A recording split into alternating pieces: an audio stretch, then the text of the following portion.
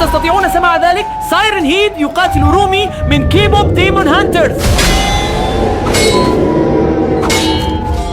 لقد رأيتم ذلك للتو. تمكنت رومي من الهروب من سايرن هيد وتختبئ في أحد هذه الأماكن الخمسة. في كل من هذه الأماكن الخمسة يختبئ سايرن هيد ويريد أن يؤذي رومي. يوجد سايرن هيد مختبئ هنا عند المصنع. يوجد سايرن هيد آخر هنا في الأعلى في المختبر. حتى القرية تتعرض لهجوم من سايرن هيد. يوجد سايرن هيد آخر مختبئ في موقف السيارات وآخر داخل السيرك. سنراقب اليوم جميع الأماكن الخمسة بالطائرة بدون طيار لإنقاذ رومي. للأسف لا نعرف في أي مكان تختبئ رومي من سايرن هيد الشرير. رومي هنا وحده تماما في الشارع ويحتاج إلى مساعدتكم. اتركوا الآن جميعا إعجابا حتى نتمكن من إنقاذ رومي وإيقاف سايرن هيد. واشتركوا الآن في قناتنا لأن الاشتراك على يوتيوب مجاني تماما. سنقوم الآن بإطلاق طائرتنا بدون طيار مباشرة عند هذه القرية ونأمل أن نتمكن من إنقاذ رومي معكم. لقد طارنا الآن مباشرة إلى القرية الصغيرة ويمكنكم رؤيتها. يسكن هنا فقط 500 شخص. هذا يعني أنها قرية صغيرة جدا. وهل من المفترض أن يكون سايرن هيد هناك أو رومي؟ لأن رومي قد قاتل ضد سايرن هيد في بداية الفيديو. انظروا هناك سايرن هيد يمكنكم رؤيته. سايرن هيد أكبر من الجبل تقريبا. لم أكن أعلم أنه بهذا الحجم. هناك أنواع مختلفة من سايرن هيد. واحد كبير جدا متوسط وصغير لكن هذا يجب أن يكون ضخما فقد كان بحجم الجبل. هل سمعتم ذلك يا جماعة؟ صوت سايرن هيد مزعج للغاية. من هذا الصوت؟ أعود لأحلامي المزعجة فقط من الصوت وحده. هذا يعني أننا وجدنا الآن سايرن هيد لكن أين رومي؟ ها هي رومي. إنها تختبئ هناك الآن. يمكنكم رؤيتها. إنها تختبئ خلف هذه الحجارة. وقد رأيتم للتو كان السايرن هيد هناك عند مدخل القرية. هذا يعني أن رومي تعرف أن السايرن هيد يلاحقها. نعم بالطبع لأن السايرن هيد لا يمكن تجاهله عندما يكون بهذا الحجم. لكن هذا يعني أن سايرن هيد أكبر بكثير من رومي. هل لدى رومي أي فرصة ضد السايرن هيد؟ نعم رومي قوية جدا لكن لحسن الحظ طارنا الآن أولا إلى القرية بطائرتنا بدون طيار. رومي اختبأت جيت. احنا نواصل البحث عن رومي الآن. رومي عندها سلاح واحد فقط وهو سيفها. وهذا ما يحدث إذا بقيت رومي في القرية. ستتعرض للهجوم من قبل سايرن هيد لأن سايرن هيد يحتاج فقط إلى 5 خطوات ليكون داخل القرية. لحسن الحظ أنتم هنا. لحسن الحظ تشاهدون هذا الفيديو. اتركوا إعجابا واشتركوا في قناتنا. الاشتراك مجاني. من الأفضل ترك إعجاب فقط من أجل رومي لكي تتمكن من إيقاف سايرن هيد. لكن هل تلاحظ شيئا هنا في هذا القرية؟ لا يوجد أي مشاة. لا يعيش أحد هنا. بالطبع لقد هربوا جميعا لأنهم سمعوا الصوت أيضا مثلنا. ياد قاموا بإخلاء المدينة بأكملها أي القرية الصغيرة. نعم لهذا السبب القرية خالية من الناس وهم يغادرون المدينة بالفعل بالدراجة والسيارة. الجميع يهربون من سايرن هيد الشرير. يجب عليهم الإسراع لأن سايرن هيد كان في البداية بالضبط خلفهم. التفت حولي ربما نرى سايرن هيد في مكان ما مرة أخرى. نعم ها هو. إنه يقاتل رومي. لا إنه يقاتل حقا ضد رومي. رومي يمكنك فعلها لكن رومي ستفوز أليس كذلك؟ نعم رومي قوية حقا بسيفها وعصاها. أين ذهبت الآن؟ هل رأيتم ذلك؟ لم أكن منتبها. أين ذهبت رومي؟ لقد نجحت حقا في إبقاء هذا السيرين هيد الكبير تحت السيطرة وكادت أن تفوز بالمعركة بأكملها. انظر هناك في الأسفل كلب وحيد إنه يهرب أيضا. بالضبط هناك كانت المعركة ضد رومي. حسنا أصدقاء جيد أنكم هنا. لقد وجدنا الآن سيرين هيد ورومي وكانت رومي أقوى من سيرين هيد. لم أكن لأعتقد ذلك حقا. ورأيتم الفرق في الحجم. كانت رومي صغيرة مقارنة بسيرين هيد. أعتقد أن هذا كان يجب أن يكون سيرين هيد الكبيرة والقوية حقا. أين ذهب؟ لا يمكنه أن يختبئ ببساطة. يجب أن نجده. والسؤال أيضا بعد المعركة أين ذهبت رومي؟ لا أعرف. أم أن سايرن هيد الكبير والشرير ذهب إلى مكان آخر؟ هذا ممكن بالطبع لكن السؤال هو هل رومي لا يزال هناك أم أن رومي أيضا غادر القرية؟ سنواصل البحث. سنقوم الآن بالتحليق فوق القرية بأكملها معكم. بالتأكيد سنتعرف على سايرن هيد والأهم هو أن نجد رومي بالتأكيد. انظر لقد بحثت في هذا المنزل. في هذا المنزل لم يكن رومي. ربما في منزل آخر. إذا سنطير الآن إلى منزل آخر في القرية الصغيرة حيث كنا في بداية هذه الرحلة بالطائرة بدون طيار. الأهم هو هناك سايرن هيد. إنه هناك في الحقل الكبير. يمكنكم جميعا رؤيته. لا يمكن تفويته. وأنتم تسمعون ذلك أيضا. لا يمكنكم عدم سماعه. هذا الصوت عدواني حقا. آمل أن تكون رومي قد اختبأت جيدا جدا. لا أريدها أن تصبح صماء من كل هذا الصوت. يجب أن نعود إلى الخريطة. يجب أن ننظر في خريطتنا لنرى أين يمكن أن تكون رومي قد اختبأت. نعم بالطبع لا يزال هناك العديد من الأماكن التي يمكنها الذهاب إليها. هيا بنا. لقد رأيتم ذلك. كان قتالا مثيرا بين رومي وسايرن هيد ولحسن الحظ فازت رومي. لكن أين تختبئ رومي الآن؟ ربما تختبئ رومي هنا في هذا الموقف لأن البوابة مفتوحة. دعونا نطير الآن بهذه الطائرة بدون طيار إلى الموقف ونوقف سايرن هيد الشرير. هنا في الأمام يوجد موقف السيارات ويمكنكم رؤيته خالص. موقف السيارات مهجور تماما، ولكن كما يمكنك أن ترى البوابة مفتوحة. هذا يعني أنه يمكن للمرأة الدخول إلى موقف السيارات. لكني لم أرى رومي الآن، وكما تعلمون رومي تختبئ في مكان ما من سايرن هيد الشرير، لكنها يمكنها أيضا أن تذهب إلى الشارع. سيكون ذلك أيضا مخبأ رائعا من سايرن هيد. هنا أيضا شارع ضخم ولا يمكننا أن نتجاهل سايرن هيد. سايرن هيد كبير جدا، فهو يبرز حتى فوق أكبر ناطحة سحاب، خاصة أن هذا هو سايرن هيد الكبير جدا، إنه أكبر من أكبر مبنى هناك. نحن نواصل الطيران. سايرن هيد على الشارع، أنتم ترونه إنه يتجول هناك. ماذا يفعل هناك؟ بالضبط هناك عند موقف السيارات على الشارع. إنه صاخب ومزعج جدا. هذا الصوت من سايرن هيد أنا ببساطة لا أحبه، وهو دائما نفس الصوت. بمجرد أن تسمع هذا الصوت تعرف أنه سايرن هيد وهو في مكان ما قريب. يا جماعة علينا أن نكون على بالتأكيد إنقاذ رومي من سايرن هيد الشرير. لهذا السبب نقرتم على هذا الفيديو. إنه جنون أن سايرن هيد عاد فجأة من العدم. لا أعرف أيضا ما الذي يحدث هنا، وأنتم ترون هنا تويستات اثنين.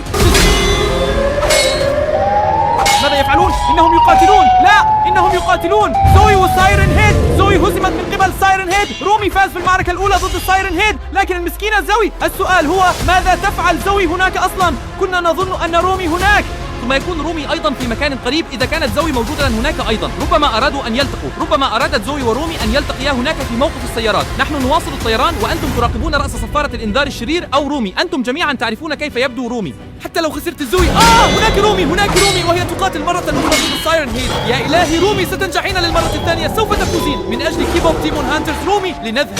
إنها تبدو بحالة جيدة. نعم لقد نجحت، لقد هزمت سايرن هيد للمرة الثانية حقا، لكنها تهرب. بالطبع كانت تلك انتقاما لزوي. اتبعوها. أين ذهبت رومي؟ أين ذهبت؟ لا أعرف أيضا أين ذهب سايرن هيد. هذه الكثير من الأبواب والكثير من المباني، يمكن أن تكون رومي في أي مكان. لقد رأيتم ذلك. لقد قاتلت رومي للتو بسيفها ضد سايرن هيد، قفزت عاليا وضربت سايرن هيد رائع. يا جماعة ضعوا إعجابا الآن لأن رومي استطاعت الانتقام لزوي. حسنا، لكن أين ذهب؟ يجب أن تكون في مكان ما. أنتم تعرفون كم هو كبير. هناك في الخلف ليس موجودا أيضا. كان يجب أن نراه من عدة كيلومترات. 3؟ ماذا؟ هناك 3 مختلفون؟ ترونها في الخلف بعيدا. كنت أعتقد أنه يوجد دائما واحد كبير فقط، والآن هناك 3 منهم، جميعهم يركضون في هذا الحقل. هل تعرف ماذا يعني وجود 3 سايرن هيدز؟ لا أعرف. إنهم أقوياء جدا. لا يمكن لصائدي الشياطين الكيبوب أن ينجحوا بمفردهم. نحتاج إلى دعمكم، مساعدتك. عليك الآن الاشتراك في قناتنا. من فضلك اشترك الآن في قناتنا. وضع إعجابا لأن رومي لديها فرصة ضد سايرن هيد 1، لكنها ليس لديها فرصة ضد 3 سايرن هيد. لهذا السبب اضغطوا إعجاب على هذا الفيديو. من فضلكم اضغطوا إعجابا الآن.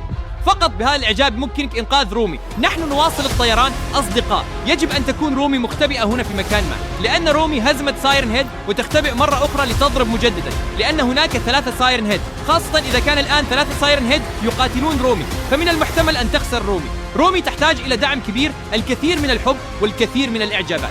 بالتأكيد حنقوم بدعم رومي. دعنا نلقي نظرة على الخريطة، ربما تختبئ في مكان آخر. بالطبع خريطتنا. المسكينة زوي خسرت ضد سايرن هيد في موقف السيارات. دعونا نطير الآن مباشرة إلى المصنع، لأن موقف السيارات متصل بالمصنع. هذه فكرة جيدة جدا، لذلك سنطير الآن بطائرتنا بدون طيار مباشرة إلى المصنع.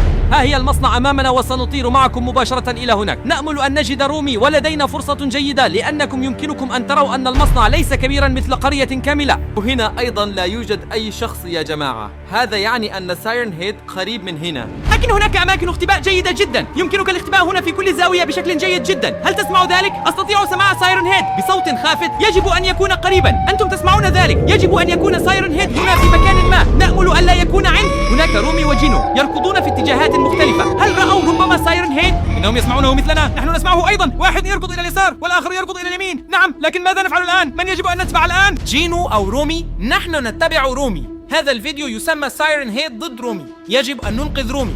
صحيح، ورومي قد فاز بالفعل مرتين ضد سايرن هيد في القتال، وفي فيديو آخر لنا ركض جينو إلى ميرا، ربما يذهب إليها مرة أخرى الآن. صحيح، بدت تبادلا القبلات هناك، لذلك ساروا في طرق منفصلة. هذا يعني أننا سنتبع رومي بالتأكيد، لأن جينو بالتأكيد جين ميرا اللعنة.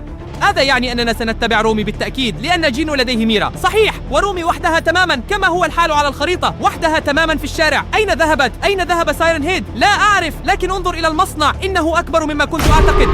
هناك سايرن هيد مرة أخرى هنا في الخلف عند المصنع في الحقل. كم هو كبير، إنه ضخم. هل من الممكن أنه نما حتى في هذه الفترة؟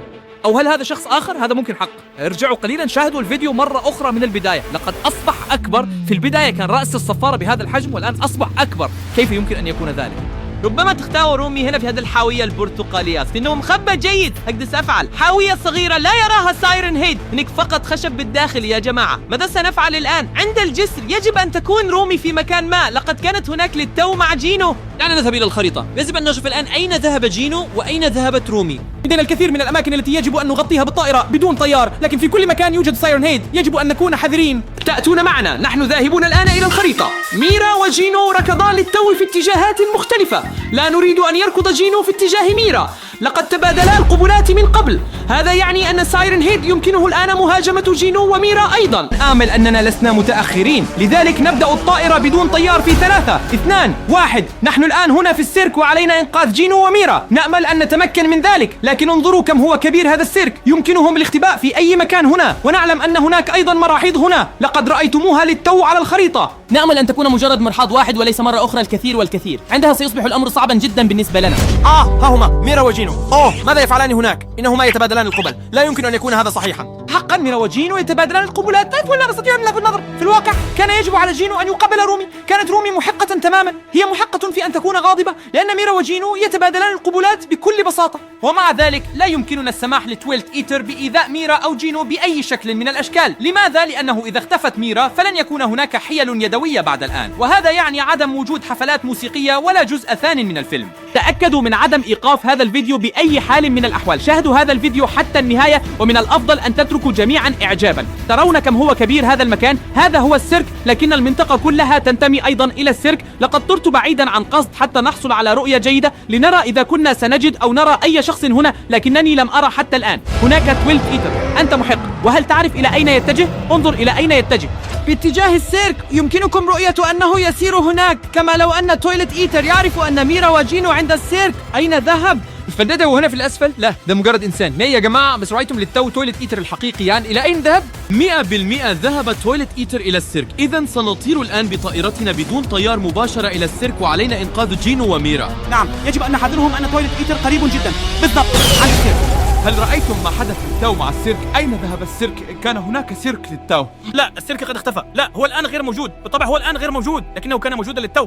مكنكم رؤية الدائرة على الأرض بالضبط. هناك كان يقف السيرك. لقد رأيتموه جميعا. ارجعوا وشاهدوه مرة أخرى، كما لو أن هذا السيرك قد تم نقله إلى عالم آخر. لكن أين ذهبت ميرا وجينو؟ ماذا لو كانوا قد اختبأوا في السيرك والآن هم ذهبوا؟ إذا هم أيضا ذهبوا. وأين ذهب السيرك يا جماعة؟ ماذا حدث لهذا السيرك للتو؟ لكن أين ذهبت تويلت إيتر إذن؟ كانت تويلت إيتر في طريقه إلى السيرك للتو. أنت محق تماما. علينا تفتيش هذا المطار. الآن أعرف ما حدث للسيرك. جيش تويلت إيتر قد أكل السيرك. لماذا؟ هناك الكثير منهم الآن. وتماما جميعا معا تمكنوا من أكل السيرك بالكامل في الوعاء. يا جماعة يجب عليكم الاشتراك في هذه القناة وترك إعجاب. أصدقاء، يجب أن ننقذ جينو وميرا.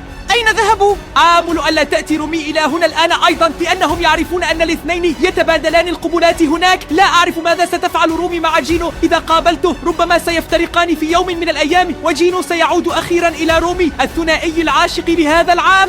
سيكون من الجميل إذا كان الأمر كذلك، إذا عاد جينو ليكون مع رومي. ما الأمر ميرا؟ ها هي ميرا وجينو، إنهما يهربان. لكنهم يركضون في اتجاهات مختلفة. أحدهم يركض إلى اليسار والآخر يركض إلى اليمين. ماذا يجب أن نفعل الآن؟ إذا كانوا يركضون فقط إلى اليسار واليمين إنهم مطاردون من قبل آكل المرحاض. لقد رأيتم، لقد هربوا من آكل المرحاض. نعم، وإلى أين نطير؟ إلى اليسار أم اليمين؟ من يجب أن نتبع؟ لا أعرف. إلى أين يجب أن نذهب؟ أنا لا أعرف أيضا. ماذا يحدث هنا؟ ما هذا؟ أصدقائي لقد رأيتم ذلك. يجب أن نعود إلى الخريطة. هذا لا يمكن أن يكون. يجب أن نتحقق من الخريطة لمعرفة الاتجاه الذي ركضت فيه. أنتم ستأتون معنا وسنبحث الآن عن رومي وميرا. ميرا وجينو ركضان في اتجاهات مختلفة، لكننا لا نعرف إلى أين. ربما ركضت ميرا إلى حقل الذرة رغم أن هناك آكل المراحيض، أو ربما ركض جينو إلى المختبر، لكن هنا أيضا يوجد آكل المراحيض. لا نعرف أين يختبئ جينو وميرا، لكن يجب عليكم جميعا أن تضعوا إعجابا الآن. هكذا يمكننا العثور عليهم. دعونا نطير الآن مباشرة إلى المختبر ونأمل أن نجد إما ميرا أو جينو هناك. نحن الآن هنا في المختبر ونأمل أن نجد جينو أو ميرا. بالتأكيد هناك آكل المراحيض، لأن هذا هو المقر الرئيسي لآكل المراحيض. يجب أن تتخيلوا هنا يتم بناء آكلي المراحيض. هنا تأتي التويلت إيتر. في الواقع إنه خطير جدا جدا أن ندخل الطائرة بدون طيار إلى هذا المختبر، لكن من أجلكم نخاطر بذلك. إذا تحطمت طائرتنا بدون طيار يجب عليكم بالتأكيد الاشتراك لدينا وترك إعجاب. يمكنكم رؤية الممر، إنه ضيق جدا وليس مرتفعا، أيضا لا يمكن الطيران عاليا، وعلى الجدار توجد مخططات بناء في كل مكان كيف يتم تصنيع تويلت إيتر حقيقي. هكذا يتم تصنيع وبناء تويلت إيتر، لهذا السبب يوجد الكثير منهم. يتم انتزاعه من المجاري ثم يتم تحويله بواسطة مولد. هنا توجد ميرا. هذه ميرا وهي تدخل إلى المبنى. لا يجب أن تدخل إلى المختبر بأي حال من الأحوال. أعتقد أنها لا تعرف أن هناك يتم بناء تويلت إيتر، لكنكم رأيتم. لقد دخلت للتو إلى المختبر، هذا يعني أننا نطير خلفها، لكن يجب أن نكون حذرين. انظروا كيف أن كل شيء ضيق هناك، ولا تعرف ما إذا كان سيأتي تويلت إيتر في أي لحظة. انظروا كم الساعة كبيرة. الساعة حجمها 4 أمتار، أي ضعف حجمنا مرتين. ليس لدينا ساعة كبيرة كهذه، انظر إلى ذلك. بالطبع، لأن كل ساعة. كيف يتم بناء آكل المرحاض الجديد؟ لهذا السبب توجد ساعة كبيرة. هذا يعني أنه يضاف 24 مرحاضا جديدا كل يوم. بالطبع، بالأسنان. وهنا المحول، هذا المحول يستخدم طاقة كالصرف اللا صحي لتحويل المرحاض إلى تواليت إيتر. سيحدث ذلك هنا، يتم إعادة ولادة مرحاض عادي فجأة بأسنان. هذا يشبه المصنع، وكما ترون هذا المحول متصل بآلات أخرى. وفي الأنابيب تدخل الأسنان التي تذهب بعد ذلك إلى المرحاض. يجب عليكم أن تغلقوا بأي حال من الأحوال. يجب أن أخفي ميرا هنا في مكان ما. هذا لا يمكن أن يكون، ولكن أين؟ إن فيش الكثير من الخردة، لا أعرف حتى إذا كانت تختبئ خلفها. ما هذا؟ انظر إلى هذا الجهاز. أعتقد أن هذا هو التوربو إكسيلاتور، وبذلك يتم إيضا جدا. تواليت إيتري يتصل بنا الآن، يجب عليك الإقلاع فورا. أريد أن أعرف أين يحتجز تويلت تايتر ديربي. إذا حنقلع الآن. مرحبا تويلت تايتر، أين تحتجز ديربي من صائدي الشياطين الكيبوب؟ أنا ديربي، ليس لدي وقت. لقد اختطفني مسرح المرحاض، هذا المرحاض الوحشي المتنقل. يبدو سخيفا لكنه حقيقي. إنه يتجه مباشرة نحو السينما. أسمع صرير عجلاته وهذا الصوت المخيف لقرقعة البورسلين. أنا نجم، لا يمكن أن يتم التخلص مني بسهولة. أخرجوني من هنا قبل أن يقوم بعمله التالي. أنا عالق بداخله، إنه كريه الرائحة، يتمايل وأنا أنزلق طوال الوقت. ليس لدي خطة للخروج من هنا. أرجوكم يجب أن تأتوا.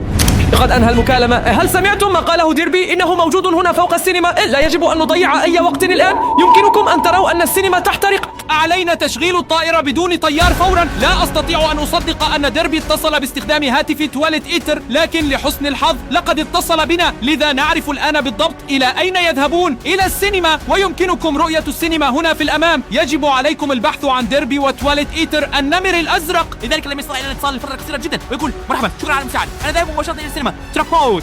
ونحن هنا معكم. ها هم هناك، ها هو ديربي، ويمكنكم رؤية ذلك. تويلت إيتر يهرب مرة أخرى، إنه يقود بعيدا. بالطبع، لقد رأى طائرتنا بدون طيار وهرب. حسنا يا جماعة، نحن في المكان الصحيح. ديربي أعطانا النصيحة الصحيحة عبر الهاتف، لذلك دعونا جميعا نضع إعجابا للنمر اللطيف من كيبوب ديمون هانترز. وسأواصل الطيران. يجب عليكم أن تراقبوا. نحن نبحث الآن عن تويلت إيتر وديربي، نحن في العنوان الصحيح. أعتقد أن الإنقاذ قريب جدا. حسنا، ربما يكون هنا خلف هذا المطعم على السطح. هناك بالتأكيد المدخل الرئيسي للسينما، وسنطير الآن معكم معا ونأمل أن نجد هنا أيضا شخصا ما. أين هو تويلت إيتر؟ هل رأيتم ذلك؟ ما كان ذلك؟ أرجعوا الشريط. كانت تلك سوزي ديبورو السوطاير، لكنه كان محبوسا. لقد طار للتو بجانب طائرتنا بدون طيار. لا بد أن ذلك كانت سوزي. هل يعني ذلك أن سوزي تمكنت من تحرير نفسها من هذا القفص؟ على الأرجح سوزي حرة.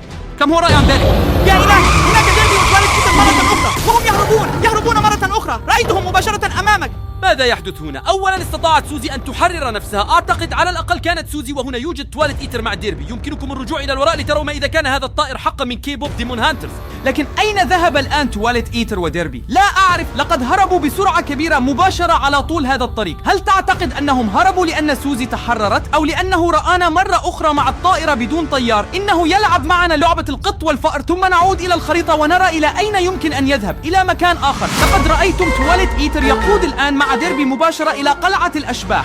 علينا الآن أن نطير بطائرتنا بدون طيار مباشرة إلى قصر الأشباح، لكن هناك الكثير من الأشباح تطير هنا. أنا خائف جدا، لهذا السبب نحن نعتمد عليكم. شاهدوا هذا الفيديو حتى النهاية من فضلكم، وأعطوا إعجابا. فقط بهذه الطريقة يمكننا إنقاذ ديربي معكم. نحن نشغل طائرتنا الآن. نحن الآن هنا عند قصر الأشباح، وأتمنى أن تكون على حق. آمل أن يكون هنا تواليت إيتر وديربي. كان هذا هو المكان الوحيد القريب مباشرة من السينما. لهذا السبب سنبحث الآن هنا في هذا القصر المسكون، وإذا لم نجد هنا تويلت إيتر واذهب إلى مكان آخر. لكنني آمل أيضا ألا نلتقي بأي أشباح في عيد الهالوين. انظر، الباب مفتوح هنا على اليسار. صحيح، أنت محق. يمكننا بالفعل الطيران بالطائرة بدون طيار إلى الداخل. ضعوا إعجابنا الآن وسنطير بطائرتنا بدون طيار إلى هذا المبنى، ونرى إذا كنا سنجد أحدا في هذا القصر المسكون. انتظروا، هل هناك أحد بالفعل؟ يا إلهي، هناك ديربي، لكنه مقيد بالسلاسل. إنه محبوس في الأصفاد بالسلاسل. ماذا يحدث هنا؟ لكنه لم يعد في المرحاض. هذا مؤشر جيد. أنت محق تماما. هذا يعني أن تويلت إيتر قد لفظه وأمسكه، لكنه لا يزال محبوسا، لا يزال سجينا لدى تويلت إيتر. هذا يعني أن تويلت إيتر يجب أن يكون موجودا في مكان ما في هذا الموقع. لكن بالتأكيد الآن يجب علينا بالتأكيد البحث عن تويلت إيتر. سأطير معكم حول القلعة المسكونة وأنتم تبحثون عن تويلت إيتر. أرى هناك أشباحا في كل مكان تماما كما تم رسمها على الخريطة. ياسين ما في أي تويلت إيتر. ما أنت ترى الأشباح هذا لك ما ترى تويلت إيتر. ما ترى السيئة. لكننا نعلم على الأقل أن ديربي موجود بنسبة 100% هناك داخل هؤلاء الأشباح. هناك تواليت إيتر. ماذا يحمل في يده؟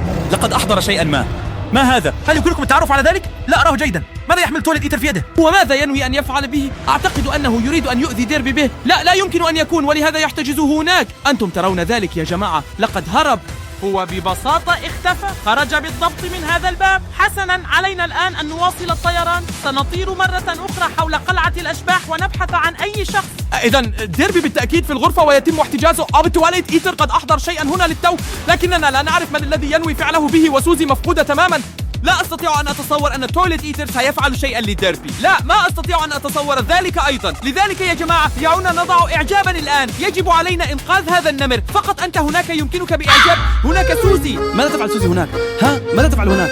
يا جماعة، هل استسلمت سوزي؟ هي لا تطير حولها وتبحث عن ديربي. سوزي جالسة هناك على الكرسي وتسترخي. لماذا لا تبحث؟ ربما استسلمت سوزي، لكن يجب علينا البحث أكثر باستخدام الطائرة بدون طيار. يمكننا الطيران أيضا. أو ربما استهلكت سوزي الكثير من الطاقة لتحرر نفسها من قفص الطيور لدرجة أنها تحتاج الآن إلى استراحة. إنها تأخذ فقط استراحة هناك. لو كانت تعلم أنها قريبة جدا من ديربي. سنطير الآن مرة أخرى إلى هنا ونرى إذا كان ديربي لا يزال هناك. نأمل أن يكون لا يزال هناك. أرجوك انظر إلى هذا. ديربي يحرر نفسه، لقد كسر السلاسل. ديربي يخرج عن السيطرة تماما، لكنه يبدو غاضبا جدا. هل رأيت كم كان غاضبا؟ ديربي يفقد صوابه ويصبح مجنونا. لا، هذا لا يمكن أن يكون. كل هذا بسبب تواليت إيتر. ماذا لو أراد الآن أن يؤذي رومي أو سوي أو ميرا؟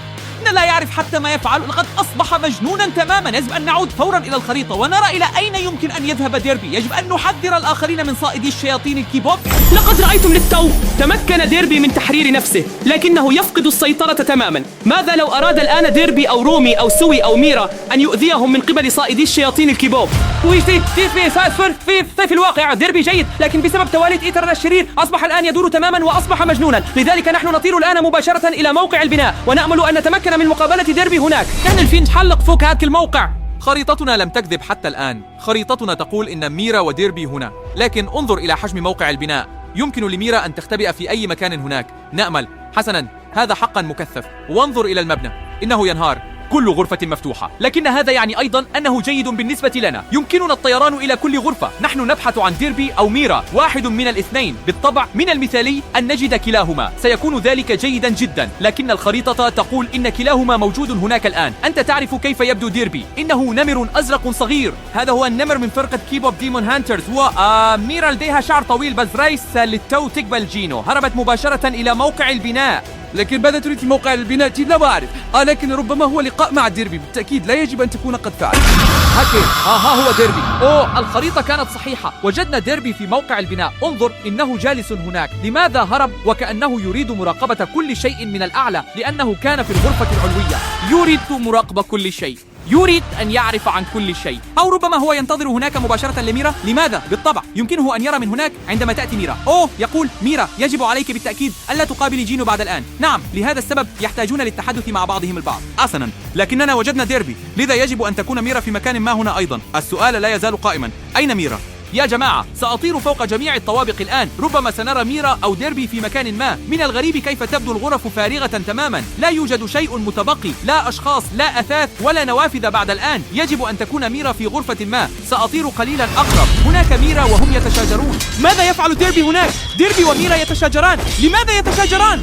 ظننت أنهم كانوا يتحدثون مع بعضهم البعض. أوه واو، لا أعرف لماذا يتشاجران. يا رجل، هما في الواقع يحبان بعضهم البعض. إلى أين يذهبان؟ كلاهما يهربان. إلى أين يذهبان؟ يا رفاق، هل ترون ذلك؟ ما خطب ميرا؟ ليس لدي أي فكرة. لقد تشاجروا بالتأكيد. كنت أعتقد أنهم يحبون بعضهم البعض. أين ذهبوا؟ لماذا يكرهون بعضهم الآن؟ ليس لدي أي فكرة. هل تحدثوا مع بعضهم البعض أم أنهم تشاجروا فقط؟ ربما ديربي في صف رومي ويدعم رومي. النمر هو أفضل صديق لرومي وقد دعمها ويقاتل ضد ميرا. لماذا؟ لأن ميرا قبلت جينو وديربي لا يحب أن ميرا تخون جينو.